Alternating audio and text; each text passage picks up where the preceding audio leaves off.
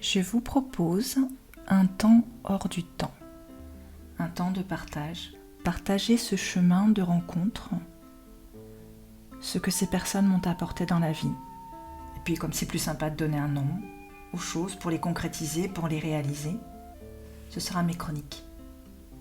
Les chroniques de Laurine, parce qu'on a tous de l'or en soi. J'ai rencontré Ève il y a de nombreuses années maintenant, lors d'une randonnée sur les plantes médicinales. Et depuis, elle est devenue une amie très chère à mon cœur. Je l'ai suivie de loin, puis de près, dans ses pérégrinations, son chemin, son retour vers soi.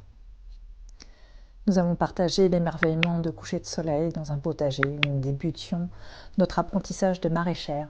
Certes, nous avons semé beaucoup de graines sans forcément récolter un résultat probant. Mais à vrai dire, peu importe. Nous étions les mains dans la terre à semer nos graines intérieures et surtout les partager à cœur ouvert. Je vous présente Ève, authentique, fragile et grande gueule à la fois, qui a des mains en or. Je vous laisse découvrir cette femme qui, j'espère, vous touchera par sa sincérité. Alors, je m'appelle Ève, j'ai pas encore tout à fait 50 ans et je suis maman solo d'une grande ado de 16 ans. Voilà. Ouf, vive l'adolescence. Cinquantaine, c'est bon, ça va. Rayonnante. Dans le dur, tu fais quoi? Je suis praticienne de shiatsu, ce qui veut dire que je partage mon temps entre de l'entreprise, dans le cadre de la qualité de vie au travail, donc je pratique le massage assis, et le massage crânien, le massage palmaire, donc tout ce qui peut apporter à la fois de la détente et en même temps une remise en énergie. Et d'autre part, je pratique le shiatsu également en accompagnement pour des individuels. Je parle d'accompagnement parce que pour moi c'est vraiment une prise en charge globale, à la fois avec le shiatsu mais aussi avec tout un temps d'écoute, de partage pour voir aussi où sont les déséquilibres et comment accompagner au mieux les gens dans leur parcours de vie et leurs difficultés, les difficultés qu'ils sont amenés à rencontrer. Le shiatsu, c'est...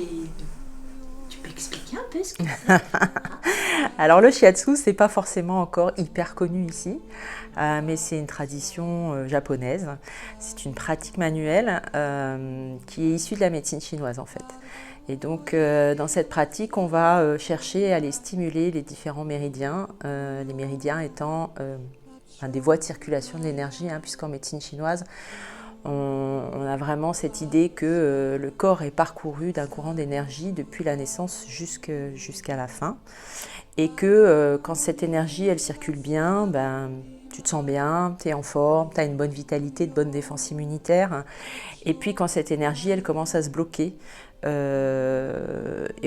là qu'on commence à voir apparaître des troubles, des déséquilibres. Et si on n'en tient pas compte, c'est comme ça que la maladie s'installe en fait. Voilà. Tu fais d'autres choses encore? Alors, j'ai d'autres activités qui sont plus axées sur le week-end. Effectivement, j'aime bien animer en collectif. Et comme j'ai une autre casquette en tant qu'esthéticienne et j'ai travaillé longtemps, on y reviendra peut-être, dans un labo de cosmétiques bio. Et donc, j'avais à cœur aussi de partager ce savoir autour de comment fabriquer ces produits naturels à la maison. Donc, ça fait partie de mes ateliers. On fabrique quoi avec toi? Alors, on fabrique surtout de la cosmétique. Dans l'absolu, on peut fabriquer aussi des produits ménagers, mais honnêtement, ça m'amuse moins. Moi, j'aime bien fabriquer des trucs un peu sympas. Donc, on fabrique des crèmes, des baumes, des laits démaquillants, tout ce qu'on a envie en version naturelle, en fait. Voilà. Check. Baume doudou. Voilà. Le baume doudou. Faut retenir. Un stable. Lancé dans toute la famille. Voilà. Un décrottable produit, c'est l'indispensable. Pour l'hiver. Voilà, pour l'hiver.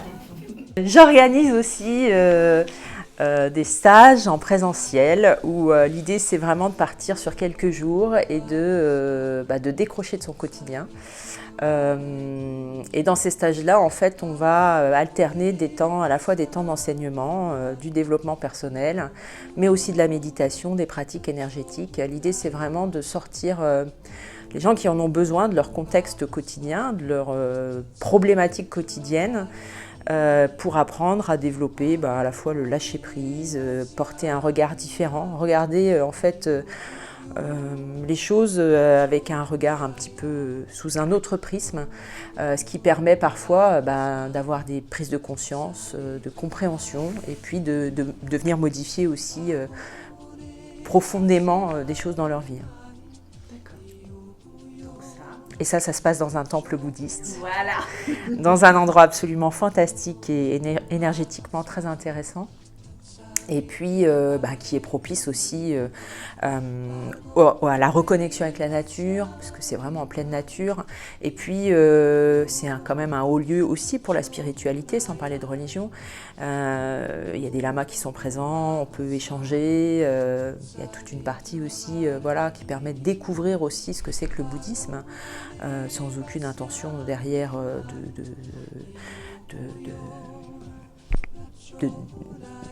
de dogme ou l'idée c'est plus l'ouverture d'esprit en fait. Voilà.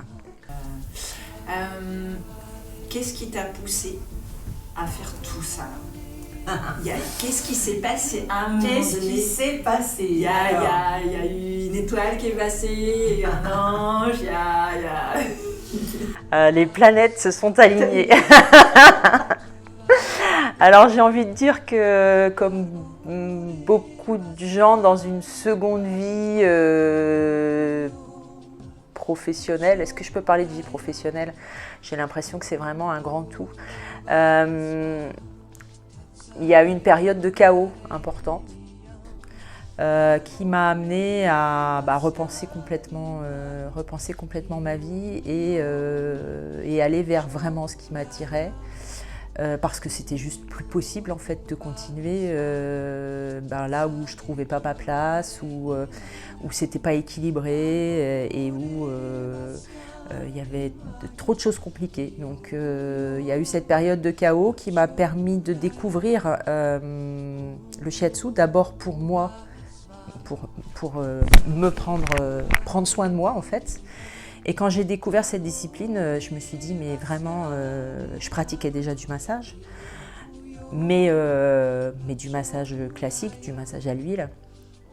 Et là, le shiatsu, c'était une dimension, ça ouvrait des portes incroyables, parce que dans le shiatsu, on va prendre en charge l'être humain autant dans sa dimension physique que dans sa dimension mentale et sa dimension émotionnelle. Et là, du coup, ça change tout, on voit bien... tout ce que aussi des émotions non gérées, non digérées viennent se cristalliser dans le corps et entraîner des blocages ensuite, y compris d'ordre physique.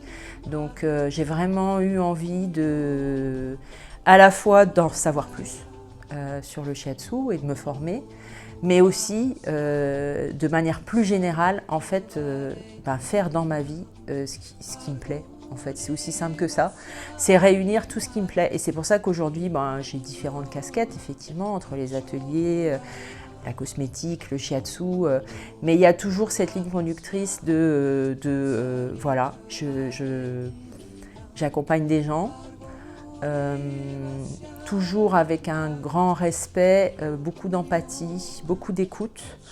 Et je fais ce qui me plaît tous les matins quand je me lève, c'est un bonheur. T'as des anecdotes d'ateliers ou sans dévoiler, mais voilà, des trucs qui t'ont marqué depuis que t'as commencé?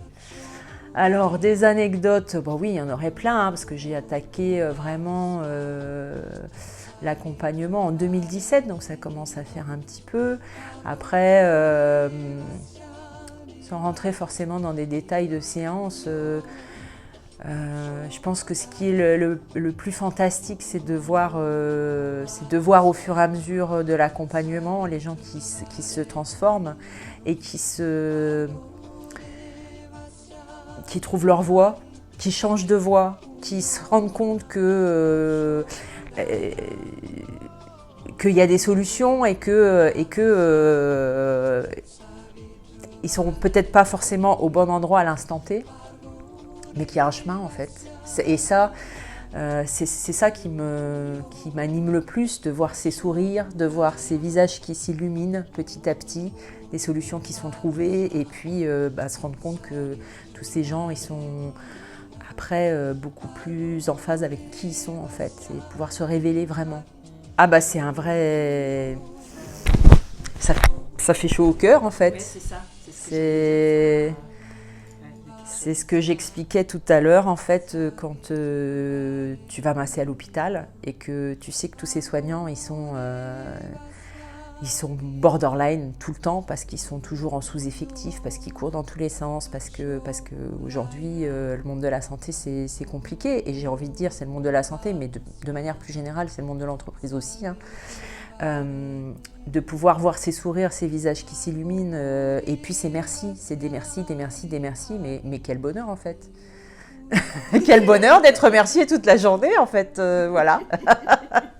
Oui. Tu fais quoi d'autre? Est-ce que tu as le temps de faire d'autres choses? Ah ouais, je fais plein d'autres trucs, oui. Déjà moi, je prends le temps aussi de prendre soin de moi, parce que ça c'est vraiment important, il ne faut pas se perdre sur ce chemin-là, parce que le chemin d'accompagnement c'est un chemin qui demande beaucoup, mais pour lequel il faut aussi de temps en temps revenir à soi.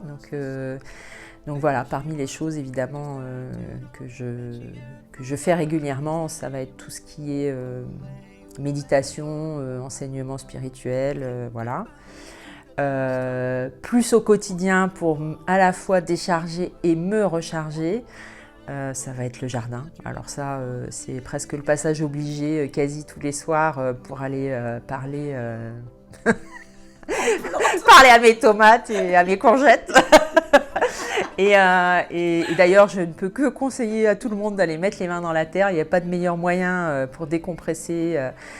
Quand on met les mains en action, on libère la tête. Donc ça, c'est vraiment un conseil que je donne régulièrement, d'aller se mettre au vert. Que ce soit se faire une balade en forêt, aller cueillir des champignons ou cultiver des potirons. Des très gros potirons. Ah, des très gros potirons. Je vais bientôt d'ailleurs étendre mon activité et vendre des potirons sur le marché. Hein. Peut-être pas quand même, hein, on n'en est pas là. Mais je donne, c'est l'abondance. C'est l'amour. N'est-ce pas? Et il n'y avait pas un autre truc là en ce moment où tu te... Bah si, évidemment, parce que on a parlé vraiment vite de la médecine chinoise. Mais dans la médecine chinoise, il y a différents leviers thérapeutiques, on va dire. Il y a 5 grands piliers. Donc le shiatsu fait partie des pratiques corporelles qui permettent d'accompagner et de relancer l'énergie, mais il y en a d'autres comme l'acupuncture par exemple, et également, ce qui me passionne particulièrement depuis un certain temps déjà, c'est la diététique chinoise, puisque avec la diététique, ça permet, quand on dit que ton alimentation soit ta première médecine, c'est vraiment tout à fait ça, et je me rends compte à quel point c'est important aussi. Et c'est pas forcément très bien compris en Occident, c'est-à-dire que j'ai énormément de clientes qui viennent me voir en me disant ben voilà, soit j'ai des reflux gastriques, soit j'ai des ballonnements, j'arrive pas à digérer, je prends du poids. Et puis je comprends pas, je veux être diététicienne et pourtant ça marche pas, j'ai beau manger que de la salade, ça marche pas. En fait, quand on regarde tout ça du point de vue de la médecine chinoise, on comprend pourquoi ça fonctionne pas, parce que on a vraiment une grille de lecture qui est différente, et ça fait déjà un moment que je me passionne pour le sujet et que j'apprends en autodidacte avec des bouquins de grands maîtres. Et puis là, ça y est, je me lance, je démarre mon cursus de formation en diététique chinoise, donc diététique diétothérapie, pour pouvoir poursuivre l'accompagnement de manière plus globale en fait. Et je suis ravie de partir sur cette branche qui viendra compléter évidemment le shiatsu. D'accord. Voilà. Donc il y aura d'autres conférences que tu organises. Ouais. Le but, c'est vraiment de transmettre au plus grand nombre. Alors effectivement, hein, les séances individuelles, c'est génial quand on veut faire vraiment un travail poussé. Mais il y a déjà plein de petites choses qu'on peut apprendre très facilement, des petites erreurs à recadrer. Et ça, j'ai vraiment envie de le transmettre au plus grand nombre. Et du coup, le format conférence, c'est vraiment un format qui est pratique pour donner déjà les premières grandes lignes. Après, évidemment, ça ne remplace pas un vrai accompagnement s'il y a des problématiques particulières, mais ça permet déjà de mieux comprendre en fait comment on pense le système digestif, qui est vraiment le cœur. En médecine chinoise, vraiment, ce système digestif, quand il est déficient, il vient impacter énormément de choses sur le corps. Et du coup, c'est vraiment la base. Bon, c'est une première sensibilisation déjà, les conférences. C'est ça, tout à fait. Voilà. Et puis après, on fera d'autres posts. Et puis voilà, après on fera des petites capsules pour vous dire en fonction de la saison, comment il faut s'alimenter, comment on prend soin de soi, quelles pratiques énergétiques, que des choses sympas. Bon, tu vois, c'était pas si sensible que ça, on a fini. Bon, super. Vous pouvez suivre Ève sur son Facebook ou LinkedIn, une parenthèse en soi. Et si l'envie vous prend, n'hésitez pas à la solliciter pour un atelier ou bénéficier de son shiatsu ou massage. Vous pouvez y aller les yeux fermés, croyez-moi.